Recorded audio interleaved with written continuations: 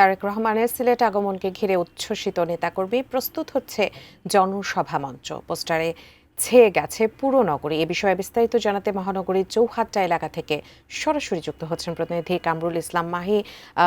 মাহি, একটু জানাবেন যে নেতাকর্মীদের মধ্যে নিশ্চয়ই একটা অপেক্ষা রয়েছে এবং সেখানে উৎসাহ উদ্দীপনা কেমন দেখছেন তারেক রহমানকে আগমন ঘিরে? উজমা, আমরা যতটুকু জেনেছি যে তারেক রহমান আজ সন্ধ্যা নাগাদ আকাশপথে সিলেট এসে পৌঁছাবেন এবং তার এই যে সিলেট সফরটি, সেই সিলেট সফরটিকে ঘিরে কিন্তু নেতাকর্মীদের মধ্যে ব্যাপক উৎসাহ উদ্দীপনা রয়েছে। এবং এই মুহূর্তে আমি ঠিক চৌহাট্টা এলাকায় আছে এবং আপনি নিশ্চয়ই জানেন যে চৌহাট্টা এলাকার পাশেই সিলেট সরকারি আলিয়া মাদ্রাসার যে ঐতিহাসিক মাঠটি রয়েছে, সেই ঐতিহাসিক মাঠে তারেক রহমান প্রথম নির্বাচনী জনসভায় বক্তব্য রাখবেন। এর মধ্য দিয়েই কিন্তু বিএনপির যে আনুষ্ঠানিক নির্বাচনী প্রচারণা সেটি জিয়ারত করবেন এবং তার এই সিলেট সফরকে ঘিরে নেতাকর্মীদের যে উৎসাহ উদ্দীপনার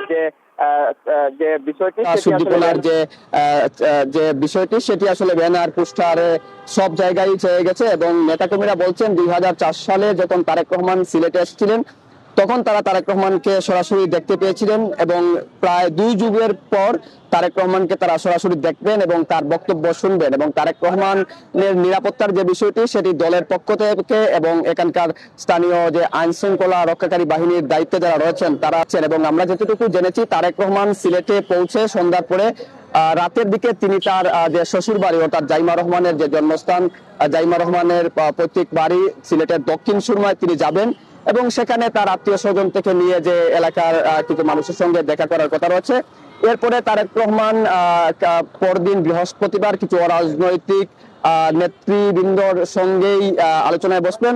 এর মধ্যে হয়তোবা আজ রাতে অথবা কাল সকালে হযরত শাহজালাল শাহপরানের মাজার জিয়ারত করবেন এবং মাজার জিয়ারত করে তিনি কাল 11টার দিকে হযরত সিলেটের ঐতিহাসিক আলিয়া মাদ্রাসার মাঠে তিনি বক্তব্য রাখবেন। আমরা সিলেটের বেশ কিছু বিএনপি নেতাকর্মীদের সঙ্গে কথা বলেছিলাম, তারা বলছেন তারেক রহমানের এই আগমন নিশ্চয়ই শুধু রাজনৈতিকভাবে যে বার্তাটি রয়েছে সেই বার্তাটি আসলে তারা পৌঁছাবেন।